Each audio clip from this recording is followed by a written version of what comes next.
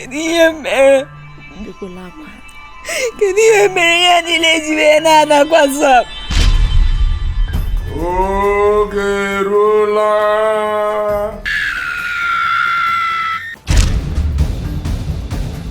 Agwọ na-atụkwu ya ọbụbụgo ara otoro na-agbapị ya anya. Ịma na inwoke ife ọma maka na agwa ha tọrọ gị. Chimo.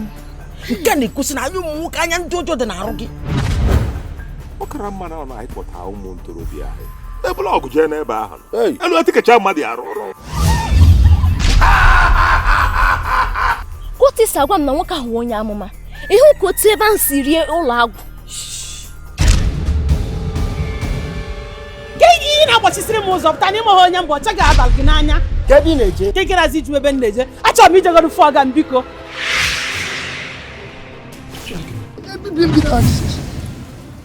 Asa, please. Elebu nye gị. Ana m afụ n'ife na-eme n'ife. Na-afụ na nzuzo na-emegbu na nzuzo. Aka m eme m na onye a. Ọmarịcha.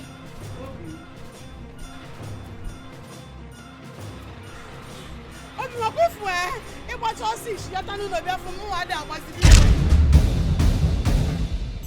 Adịrị eme ngene. Ọkwa ofu na onye na-eme ngene, mụ na-eme ngene, mụ bụ n'owu. Si ya zọkwa n'okwu na dị nna tupu ọ mụọ ma ọ bụ ya. Otu ụbọchị onye ara ga-evuru ngwongwo gị vutere m ya n'ọfịs. Sunye m n'afọ. Sunye. Di m chọrọ ịlụ nwaanyị ọzọ.